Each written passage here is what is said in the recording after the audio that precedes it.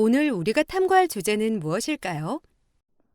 이건 단풍나무 열매네요. 주제는 날개일 것 같아요. 단풍나무 열매는 빙글빙글 돌면서 천천히 떨어지잖아요. 그것도 일리가 있는데, 전 비행기요. 단풍나무 열매를 보면 비행기가 생각나더라고요. 오늘의 주제는 프로펠러예요. 프로펠러를 돌리면 앞뒤로 가는 추진력을 얻을 수 있답니다. 여러분이 말한 날개와 비행기 모두 프로펠러와 밀접한 관계가 있죠. 선박에도 프로펠러가 많이 사용되고 있는 것 같아요. 또 다양한 전자제품에도 사용되기도 하고요. 그래요. 그럼 프로펠러를 이용한 다양한 발명품에 대해서 알아보도록 해요.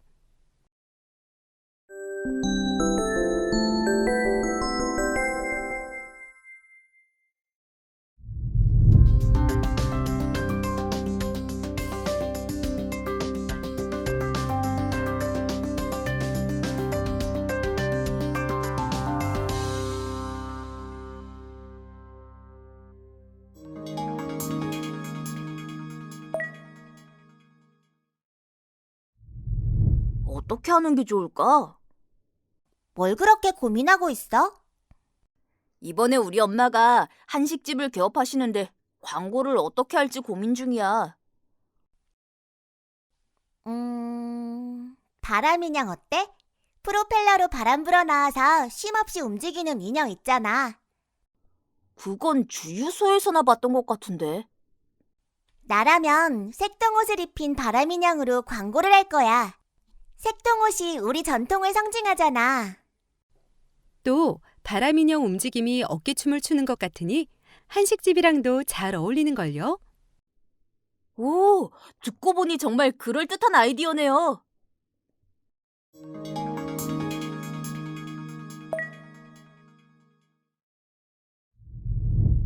이번 여름은 정말 덥다. 맞아. 매년 더 더워지는 것 같아. 그런데 넌 손선풍기가 있는데도 더워? 손선풍기가 있으니 좀 낫긴 한데 계속 들고 있으려니 힘들어. 그래서 더 더운 것 같기도 하고. 그런데 선생님, 목에 걸치고 계신 건 뭐예요? 꼭 이어폰처럼 생겼어요. 넥밴드 선풍기예요.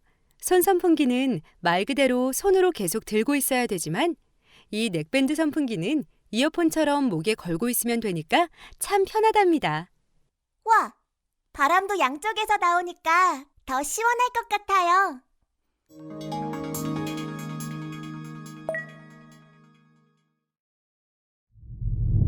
선생님, 수륙 양용차가 있다면서요? 그럼요. 대표적인 제품은 호버크라프트인데 바람을 이용해서 차체를 띄우기 때문에 수면 위에서도 땅 위에서도 운행이 가능하답니다. 제가 놀이공원에서 탔던 수륙 양용차는 배 모양의 바퀴가 달려있던데요. 물론 그런 것도 있죠. 물에서는 바퀴가 노젓는 역할을 하고 땅에서는 바퀴의 원래 역할을 해요. 어떤 것이 더 빨라요? 바퀴를 이용한 수륙 양용차는 보통 소형이면서 관광용이나 군대용으로 사용하고 있답니다. 크기나 빠르기로는 아무래도 호버크라프트가 더 낫겠죠. 제 생각에도 그럴 것 같아요. 호버크라프트는 바람을 이용해 띄우기 때문에 마찰이나 저항이 훨씬 적을 것 같거든요. 맞아요. 보라가 정확히 알고 있네요.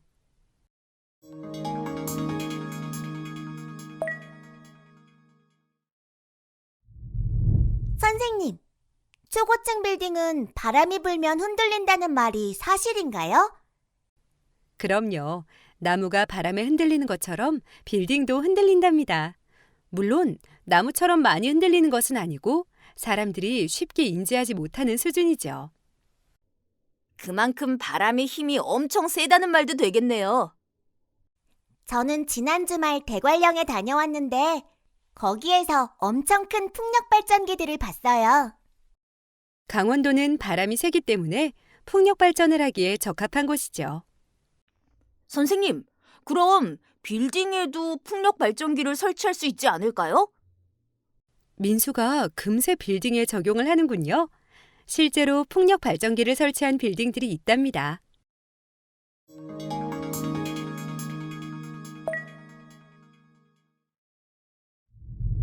아, 여름에 짐도 많은데 우산까지 쓰려니 힘들다. 그러게. 요즘엔 들고 다녀야 할 게 많아서 더 그래. 우산, 손선풍기, 휴대폰, 지갑, 가방까지. 맞아. 우산에 선풍기를 달면 멋진 발명품이 될 것 같은데. 어때?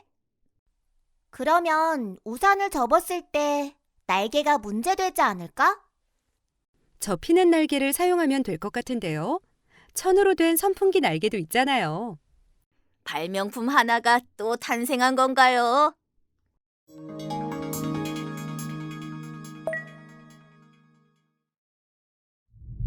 선생님, 엄마가 드론 사주셨어요.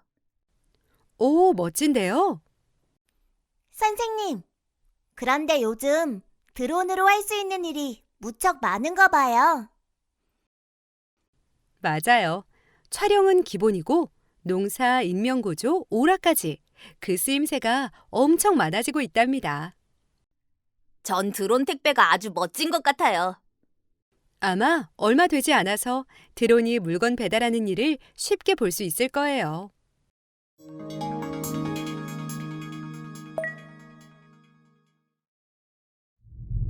아, 간지러워. 민수야, 너 얼굴이 왜 그래? 주말에 아빠랑 캠핑 다녀왔는데 모기 엄청 물렸어. 모기향은 피웠었나요? 네. 그런데 모기향이 골고루 퍼지지 않아서 그런지 별 소용이 없더라고요. 모기향이 사방에 퍼지게 하는 방법은 없을까요? 선풍기로 연기를 날려주면 가능하지 않을까요? 요즘 집안에서는 훈증기나 매트를 많이 사용하니까 거기에 선풍기를 더해놓으면 그럴듯한 발명품이 되겠는데요. 저희 집에 모기 매트가 있는데 방 하나에만 효과가 있더라고요.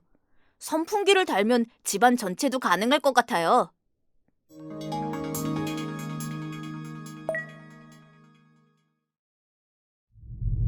어제 저녁에 라면 빨리 먹다가 혓바닥 데였더니 아직도 아파. 라면 빨리 식도록 옆에 선풍기라도 갖다 놓지 그랬어. 조금 전에 민수가 말했던 것을 발명품으로 제작해보는 건 어떨까요? 네? 어떤 거요? 선풍기를 이용해 라면을 식힌다는 얘기요. 젓가락에 작은 선풍기를 붙이면 아주 재미있는 발명품이 될 것 같은데요. 정말 재밌는데요? 선풍기 달린 젓가락.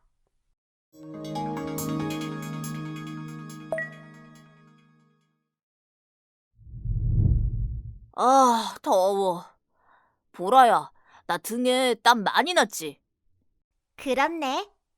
더운 날 가방 매니까 땀이 많이 났나 보다. 땀 많은 사람들에게는 이렇게 더운 날에 가방을 메고 다니는 것도 고역이죠.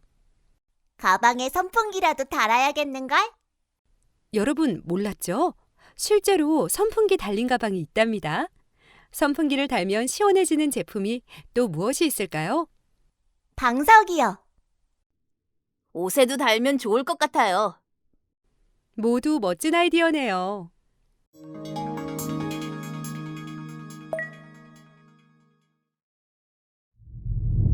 모자를 쓰니 엄청 덥네. 햇살이 따가워서 벗을 수도 없고. 모자 앞부분에 선풍기를 달아봐. 그거 좋은 아이디어인데? 하지만 건전지 때문에 너무 무겁지 않을까? 건전지 대신 태양광 센서를 부착해 보세요. 훨씬 가볍고 건전지 사는 비용도 줄일 수 있을 거예요. 와, 선생님 말씀대로라면 멋진 선풍기 달린 모자를 만들 수 있을 것 같아요.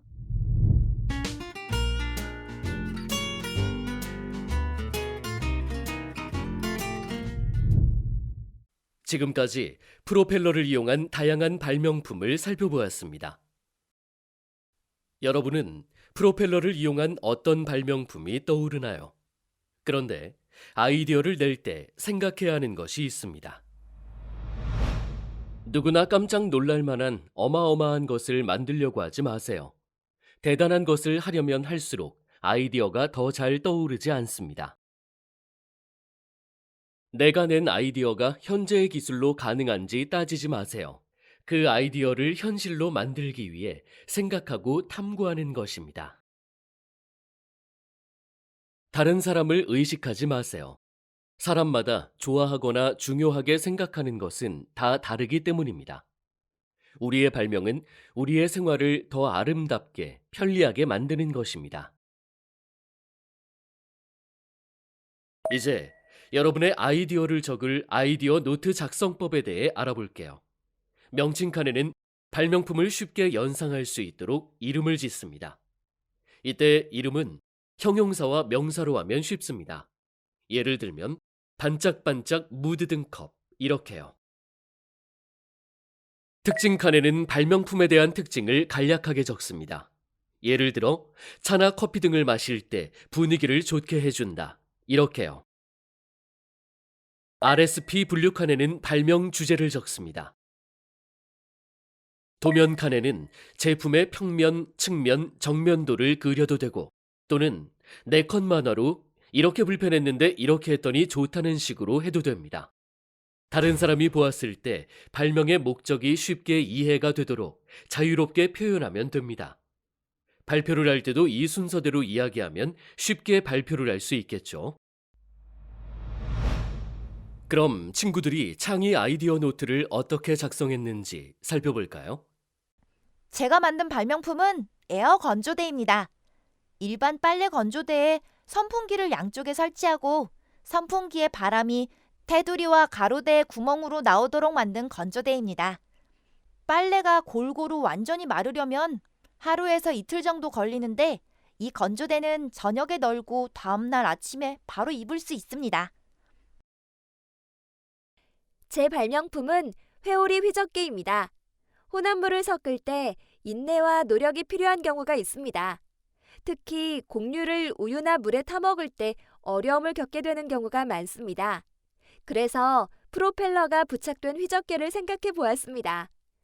프로펠러의 회전을 이용하면 혼합물을 빨리 섞어주기 때문에 힘과 시간을 절약할 수 있습니다. 프로펠러를 이용한 어떤 제품이 떠오르나요? 그럼 여러분들도 한번 도전해 볼까요?